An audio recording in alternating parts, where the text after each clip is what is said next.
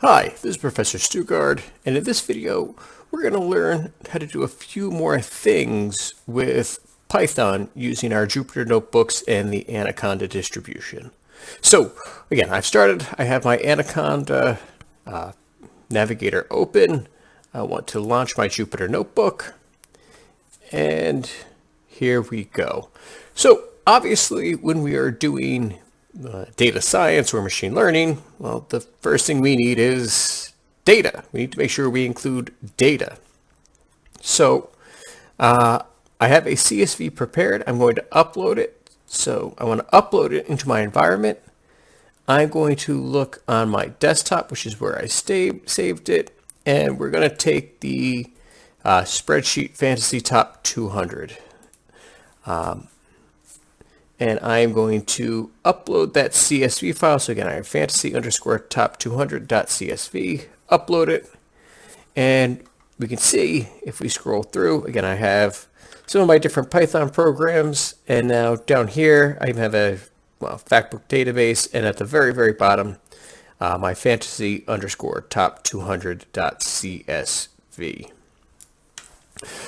So, again, you should be able to find that on Blackboard. And now what we're going to do is create a new Python 3 notebook. All right, so we have our untitled notebook. Again, you can obviously change the name. Let's see. Let's call this Fantasy Analysis. Now, one of the important things with Python is that we are going to have to install different packages to be able to do different things inside Python. So again, a package is basically a group of programs or sometimes even data sets or functions that kind of come all packaged together in our different packages.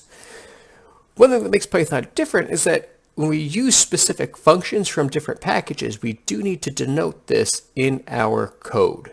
So when we import our different packages, we're typically we give them kind of nicknames. So to import a package, it's the import function. So we're going to import, so again, we see that function import space. We don't need the parentheses here for this one for importing our package. And so one of the first most common ones we're going to use is the package called pandas. So we're going to import pandas. Now, so that I don't have to type out the word pandas every time I want to use a function from pandas, I can use the as function and then I can give it a nickname. And the default one, the one that we all use for pandas, is PD. And I'm going to import another package as well. The other most common package that we're going to use is NumPy, as in using numbers and particularly matrices and stuff with Python. And we import that as NP. So I run this code, and again, it doesn't show up. It doesn't look like I actually did anything. But the fact that I didn't get an error is a good sign. If I typed one of those wrong or did something I wasn't allowed to, I would have gotten an error. The fact that it ran smoothly means we did the right thing. So the next thing I want to do is take that data file that I uploaded into my kind of Jupyter environment and actually get a hold of it. So I want to first come up with my identifier, my name. So I'm going to call this, I'll just call this top 200 equals. And now the CSV Importer function comes from the Panda package. So I need to do PD dot, and then this will tell Python that I'm using one of the pandas functions. And so the nice part is it is called read underscore CSV. That is my function that I'm using, which is really nice, right? Because that's actually, the same one from R. And now inside that function, I do need to use my parentheses and quotes. So again, this should all feel pretty similar from R. And if I hit tab though, the nice part is in this interface, tab is how we kind of start to autocomplete. I know RStudio started autocompleting for us. But if I put my quotes and I hit tab, it can help me figure out where things are located on my computer. So I can actually go into things like my documents. I can scroll through my desktop, documents, downloads, all this other stuff. If I keep scrolling. I even have my other programs that I wrote. I have a bunch of other things. And again, there's a million things that I can kind of upload here when I hit tab. But what I want was called now where is it? Alphabetical order. If I scroll down to F's, here I see fantasy underscore top 200.csv.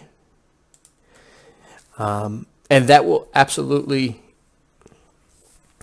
if I run my code, actually, I'm going to run my code.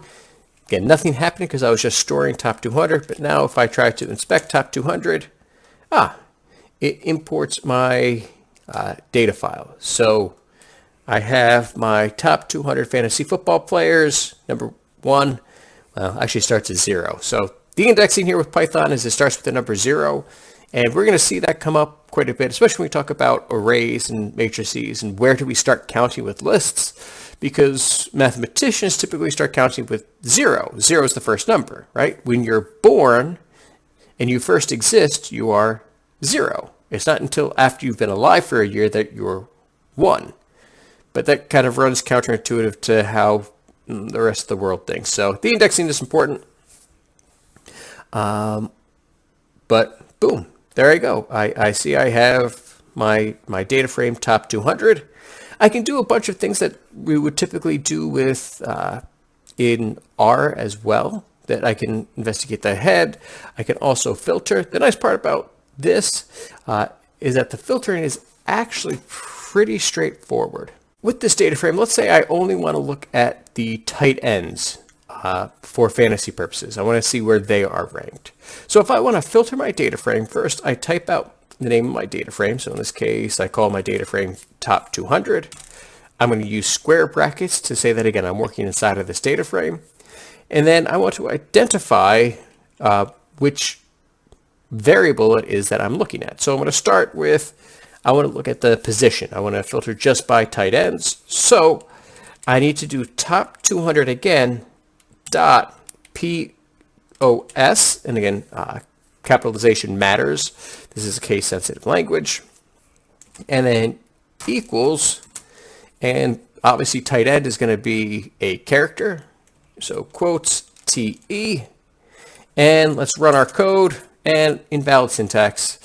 Oh shoot, that's right. Remember, when we do our logical operators, when we want it to actually be the same as, we need the equals, right? Because when we use just a single equals, that is how we define our variable. So if I run my code now, now it is telling me only the tight ends in this data frame. So again, I was able to filter by position. If we want, we can filter by position. And so let's say I only want the wide receivers. So that's WR. I can filter that as well. So now we have, again, filter just by wide receivers. But let's say I only want to look at the receivers on a specific team. So what I can do here is I want to do 2 separate filters. I'm going to put each one in a parenthesis to make sure, again, it seems clear. And then the ampersand. And then in my second set of parentheses, now I want top 200 dot, and I'm going to look at the team now. And the team has to be, let's look at Philadelphia. So PHI for Philadelphia. And if I run my code,